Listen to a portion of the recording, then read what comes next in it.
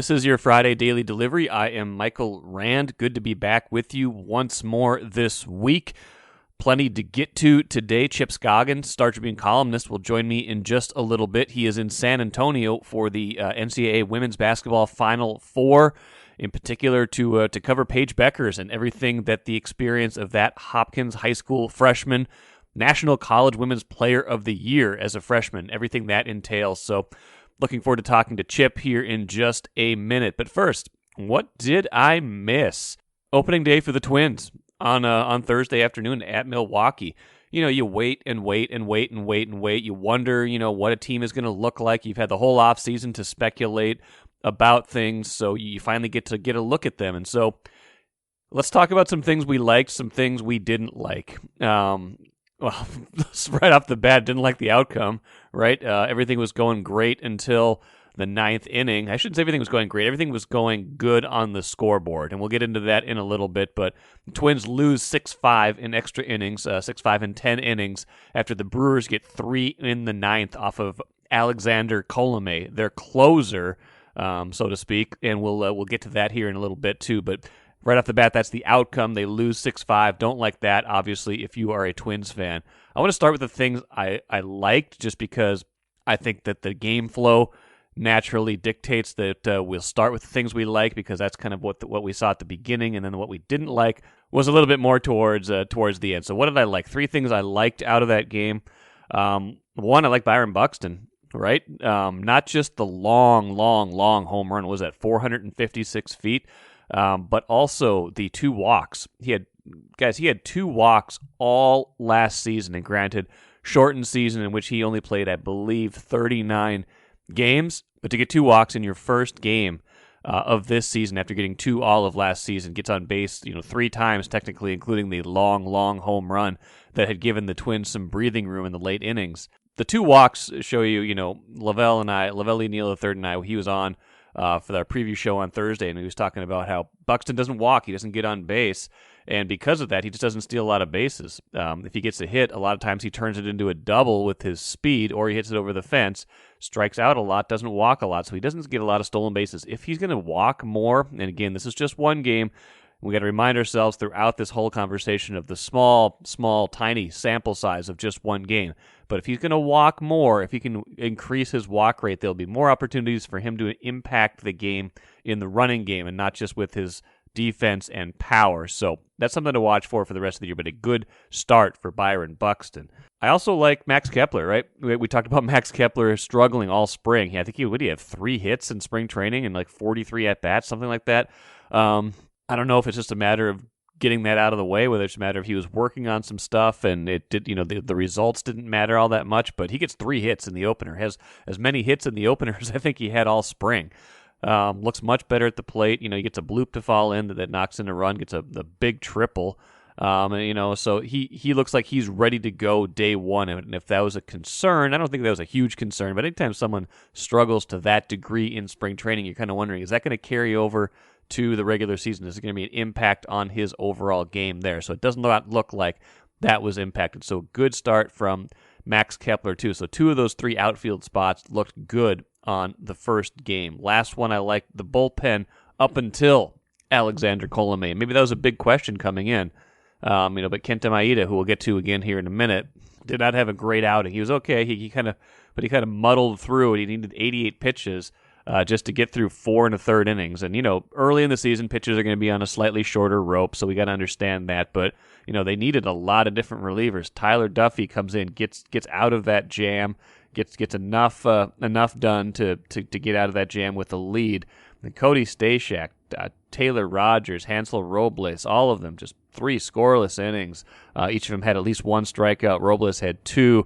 Rogers looked great. Looked like his fastball had some extra jump on it. Same with Robles. So you liked the bridge that they were able to build to the 9th inning. Speaking of which, here's the 3 things I did not like. Josh Donaldson, you guys, we've talked multiple times. What's one of the keys to the season? Josh Donaldson looked great in the spring. Can he stay healthy? He's had so many injury problems, especially leg problems over the last few years. Had his debut year with the Twins spoiled largely last year by calf problems.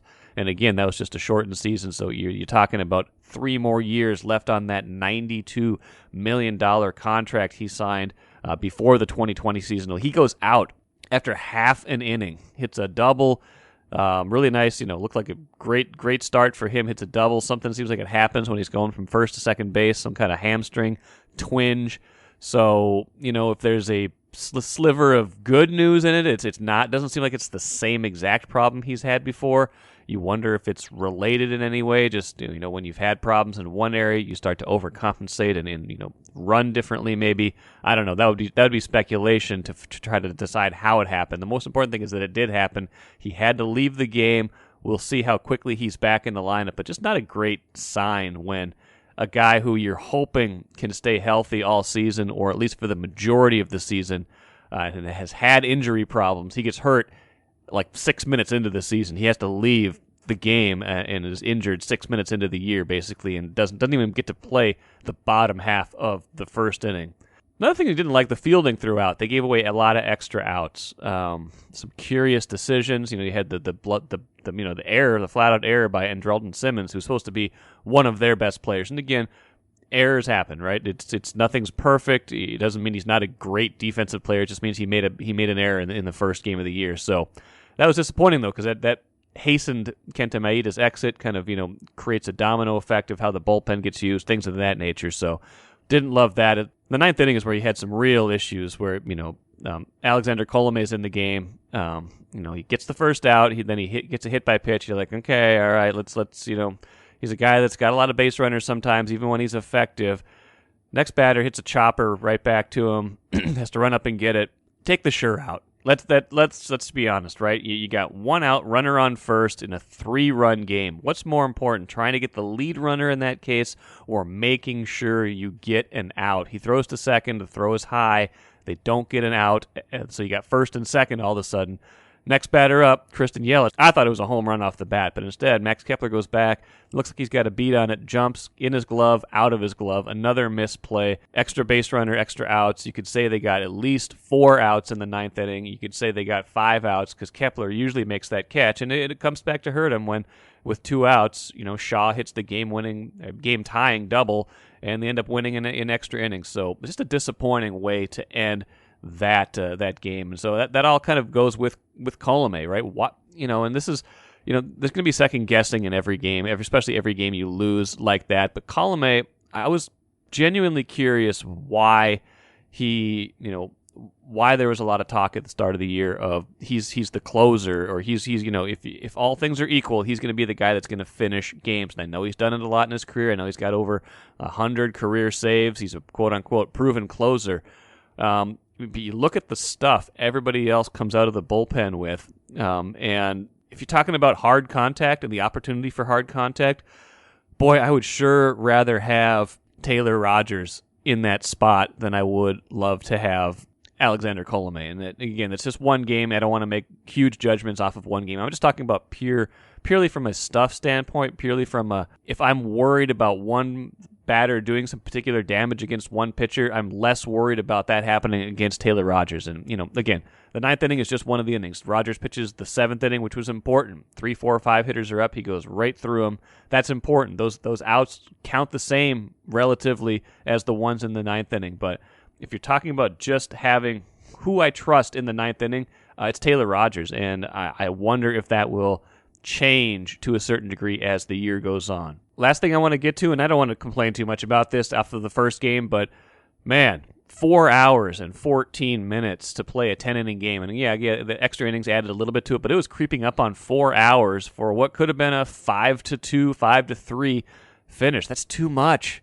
You get excited for the start of the year, then you got a game that lasts almost 4 hours. And I don't want to complain about this. There'll be time for me to get on my soapbox about pace of play, time of game, but just really disheartening to see a game drag on like that, to be the first one of the season. I think they got to do something about this, and if they're not going to affect the game, they got to do something else. Maybe they got to start tricking us, start the games earlier. If you got a night game, start the game at 6:30 or 6 o'clock instead of 7, because these games go to 10, 10:30. People are going to bed. They got to leave the ballpark.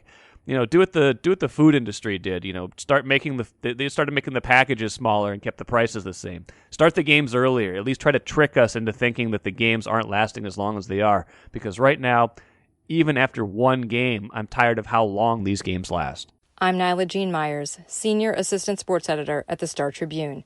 Thank you for listening to Strip Sports Daily Delivery. This work is made possible by our Star Tribune subscribers. For unlimited access to the articles mentioned in this podcast and our coverage of Minnesota sports from pros to preps, go to startribune.com/subscribe. Welcome back to Strip Sports Daily Delivery. Chip Scoggins, how you doing? I am doing good. Michael, how are you doing? I'm good. Chip is down in San Antonio.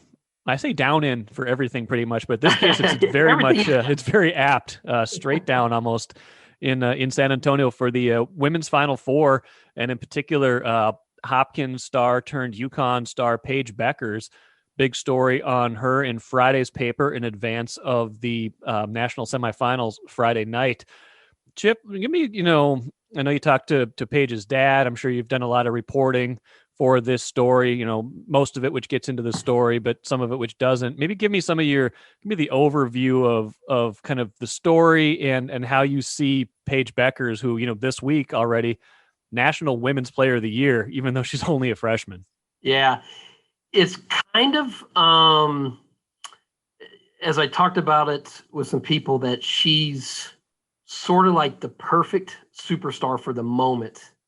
For 2021, obviously the way she plays, and she's doing these historic things, as you mentioned, the first freshman in the history of the women's game to ever be named Player of the Year, and just has had some huge moments, whether it was against South Carolina, number 1 ranked South Carolina earlier in the year, where she scores the last 13 points and hits that crazy 3 that bounces way up high.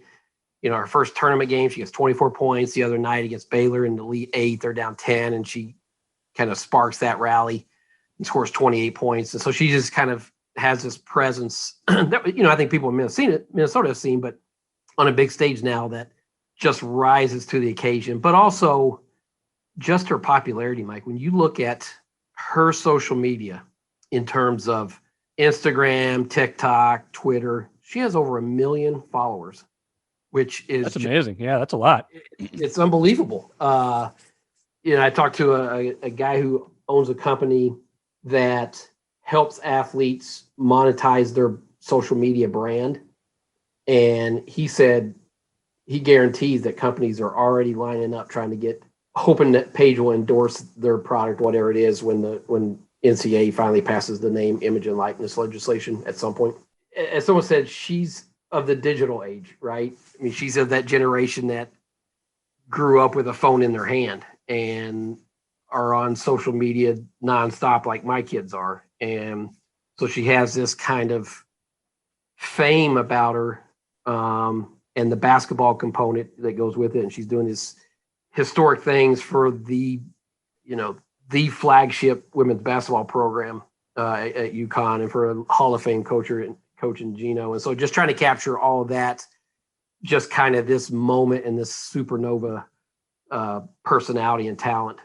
What's interesting is I saw Gino Ariema talking, I think it was at the Final Four already, and just, in comparing the women's game and the men's game, women's game is rising in popularity. You've got a lot of these athletes that are, kind of at the forefront of social media exposure, and that would be, some of the most, popular earners in that regard. But when it comes to their ability to monetize, at least quickly, the women's game, you cannot be the one and done player. You can't do that.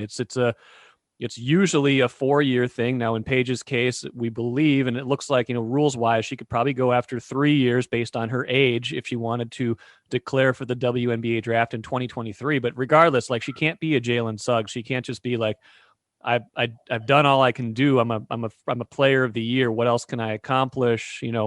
in the college games, especially if she wins a national championship this year. What did Gino say about that? Because I thought that was pretty interesting. Yeah, he got asked about it yesterday, and apparently Paige did too. I was in the as in the plane flying down here when she had her press conference, but both of them said they wish that women had the option that the men do, in that they should have the choice if they want to be a one and done or two and done or even three and done, that they should have that choice. And Gino brought up, he said, you see the case of Paige and Jalen Suggs, who are really good friends. And, he said one of them is going, same neighborhood, grew up together, same everything. One of them is going to be a top 3 pick and make millions of dollars next year. The other one's going back to UConn because she has to. And he just said they're 3,000 miles apart geographically. And he said their paths right now are 3,000 miles apart too. And he just, obviously for Gino, he says it's great for the women's game because you can build your brand. Players are there. It's kind of like men's basketball back in the 80s or however long when you saw these teams, whether it's Duke or UNLV or whatever, that were together for a number of years and you got to know the players and the brand. He thinks that will benefit the women's game because you're going to have Paige and Caitlin Clark at Iowa for the next couple of years, and they're going to be the face of women's basketball. But for the individuals, he and Paige wish they had the option to, if they wanted to leave school early, they could. What about the family? How do you get the sense that they're handling all this and just, the fame and I'm sure it's not a surprise to them necessarily, but everything that's happened this year, we could have projected, but when it does happen, how does that feel to that family? Yeah. And they've dealt with it for so long. And I spoke to Paige's mom and dad, Bob and Amy. They've dealt with it so much throughout her career, and they've done a really good job in raising her. And she's very humble. She just has this great presence about her that the weight doesn't seem heavy. And Mike, I remember going to last year a game when Hopkins played at Wayzata.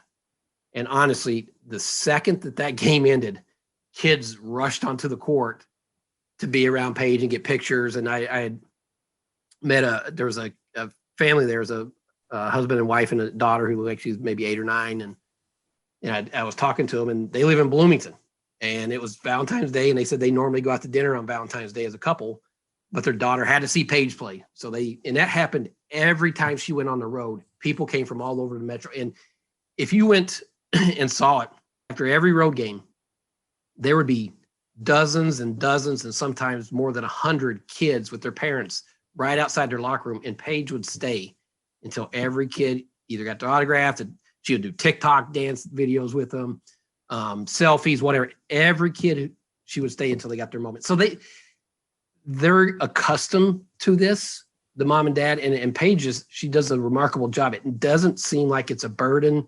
She doesn't get tired of it. She's not standoffish. I think she's embraced it. And as her mom said, that she understands with great success comes great responsibility. And it's, I don't know if it's her mission, but it's just something she recognizes, that she wants to be a role model for the next generation. And she's just, I don't know how in the world I would have anybody, I think about when I was 19, if that had been coming at me every single game, and, and just the fame and the attention and spotlight is on it. That to me is probably the biggest thing that I'm impressed with her. I mean, obviously she's a great basketball player and, once in a generation type talent, but just the way she handles the spotlight is just awfully impressive. And you have to be able to handle it. I remember going to cover, this was 2003 when LeBron was just the name and everybody was just going bonkers for LeBron. And the paper sent me out to North Carolina to cover a tournament just because this was such a big story and he was going to be the number 1 pick. And just like, I was just assumed that this was going to be overwhelming for him, like just feeling how I would have felt. And then you get to see him and it's like, he just handles it. And he's always been able to handle this. And some athletes just can just kind of roll with it and take it all in and not let it consume them, but still have fun with it. And it does seem like she's able to do that. Well, she does. I mean, you look at her social media and, Mike, she's followed by Drake, by NBA players. There was a game last year. Are you not followed by Drake, Chip? I'm not followed by Drake. No. Karl Anthony Towns and 5 or 6 Timberwolves went to watch her play. And, just the attention she gets, and it just doesn't feel heavy to her. I think she gets a kick out of it in a way that's, she enjoys kind of giving back and being that role model. And you're right. There's a maturity with her in how she handles it. That I think her parents, it's just not a big deal to them because this is what because of the way she handles it, and she always is positive, and it never really. Her mom told me that she's never heard her complain about it, not once. That's amazing. That's just that's pretty cool. Do you think are they going to finish this off and win another one? Yeah, I would think so. Obviously, you get to this stage, they're all good teams. The thing that's interesting is, Mike, they have 7 freshmen. They have no. It's all freshmen. Now, granted, they're the best freshmen, one of those freshmen is the best player in college basketball, but they have size, they have scoring. They obviously got the best coach in the game. And so, I guess when you get to the Final Four, nerves could maybe creep in with the younger team that's never been here, that hasn't done it. But in terms of just pure talent, they're obviously good enough to win the next 2 games. A couple more thoughts for you here, switching a little bit of gears away from Paige Bueckers and the women's tournament. Men's side, got the semifinals on Saturday and then the national championship game on Monday. I don't know how much of the tournament you've watched, but just overall impressions and, the Big Ten, kind of doing... It's my impression of the Big Ten. Yeah, it's been a little bit of a rough go there. But what do you... thoughts, I guess, on the men's tournament as well? Well, it's funny, we've obviously we saw the upsets, and the Big Ten is just it was just not a good showing. I mean, they're gonna go another year where they don't win it. Through most of the year until COVID shut down Baylor, we said Gonzaga and Baylor were head and shoulders better than everyone else. We felt like those were the 2 best teams, at least early on, and I think that's what we're going to see. Right, the matchup will be. Gonzaga's got UCLA, right? And then Baylor, Houston. UCLA, I've watched a lot of the UCLA games. What the heck happened to them in the regular season? I don't know. They look awfully good, don't they? Yeah, first in and 11th seed. I didn't watch them a lot during the regular season, but they look pretty darn good now. But I just think Gonzaga and Baylor were the 2 best teams all year. I hope it's them because they were supposed to play, right? And that game got canceled during the regular season. And I think Baylor might be the toughest team in college basketball, and Gonzaga is the most talented team. So I think that would be a fascinating championship game. I hope that's what we get. Yeah, good point. I agree with that too. I hope that's, in a weird year where I just didn't watch a whole lot of college basketball, because I think I've explained this on the podcast, maybe even with you. College basketball feels like the thing that suffered the most to me from the lack of attendance. It's just the atmosphere was depleted so much this year. And I'm not I'm not the world's biggest college basketball fan to begin with, but just in a weird year, I'd love to see a really good championship game at the very least. Yeah, it's too bad if it turns out to be Gonzaga and Baylor that it's not a full house, because that would be a great environment. And you're right, college basketball, no matter where you're at, without the fans right on top of you and just the atmosphere that it creates, it was among the weirdest. I would say to me in the NFL. Yeah, without fans, it really suffered the most. Thoughts on Ben Johnson early on? Looks like they're really they're living in that portal. It's going both ways though, because looks like Gabe Kalsher entering the portal on Thursday. Now it doesn't mean he's definitely gone. They get Jamison Battle. That was a good get from the portal. Seemed like that was a likely candidate given he came from De La Salle, and he was 17 points a game at George Washington last year. Your thoughts on how active they've been and any early impressions of what he's doing so far? Yeah, that didn't surprise me. The Gabe Kalsher one does. I'm not sure other than reasoning if he just wants a fresh start with a new program, new coach. And to be clear too, it seems like if you read the tea leaves, there's a decent chance he stays. He's just kind of exploring it. So sure, yeah, and you know what? There's over 1,000 kids right in the portal. Yeah, and so this doesn't surprise me. You're not going to see to this degree every year this kind of movement, but Mike, this transfer portal is changing college basketball for good. It's so easy to transfer now, and kids are going to use it. And so I asked Ben about that at his opening press conference. As a coach, how do you balance wanting to, recruit kids and develop them and build a program that way versus the inevitability of the transfer portal, and it's just going to create chaos every year. And he said it really takes, they're still trying to figure it out, coaches, but it's going to take some unique roster construction and roster management and how you divvy up scholarships, because you just know year to year, you don't want it to happen, but you're going to have to rely on that portal because you're going to lose some and then you're going to have to get some. And so it doesn't surprise me. I think that roster next year is going to look maybe not 100% different, but it's going to look probably 70% different with new faces. And it was sort of inevitable when you have a coaching change. I know you've had your head down. You're really focusing on the Paige Bueckers story, the women's tournament. But I hope you take careful little steps. I don't want you to injure your leg, your hamstring, your calf in any way, shape, or form like Josh Donaldson did after a half an inning on opening day. Mike, you told me that before we came on here, and I thought you were pulling my leg. I mean, you can't make it up, right? No, maybe you can. It's like you expect it, but you can't. But you were like, come on, Mike. Every prediction and projection about the Twins included what two things? Their record will be depending on Byron Buxton and Josh Donaldson staying healthy. Yeah, it is a half an inning. Half an inning. Half an inning. He got a double, like a beautiful swing, and he's like going from first to second base, and something happens, and so it's like, we're speculating, but you wonder if there's compensation for trying to not hurt the calf that he hurts. Yeah, I know they said tight hamstring. We'll see. I mean, hopefully it's like, hopefully for his sake and the Twins' sake, because he had a really good camp. He was looking really good. Hopefully it's one of those things where it's more precautionary. He felt something, but it's not that bad, and it's really a day-to-day thing. But boy, it ain't a promising sign. Yeah, you don't want something that lingers for, last year was kind of a ruined year. You don't want that to happen again. He's got more time to come back this year with the compressed schedule. Last year, it felt like, it was never going to get better, but there is more time to get healed up this year. But boy, not a great start to his Twins career last year and this year, and certainly not a great sign at the start of this year. No, this is in terms of ominous beginnings, I would say that was right up there. Yeah, well, we'll see how it goes. They got 161 more. Good stuff, Chip. Read Chip's stuff. StarTribune.com. Big Paige Bueckers story in Friday's paper, and there'll be some coverage beyond that as well. Thanks for joining me again here, Chipper. Let's end with the cooler. Bally Sports North made its debut a couple days ago. The only thing I've really seen about this. The transition to Fox Sports, from Fox Sports North to Bally Sports North, the only thing people seem to want to talk about is the score line at the bottom versus how it used to be in the upper corner of the screen. I happen to like it where it is right now. I've seen a lot of people, particularly Wild fans, saying they don't like it where it is.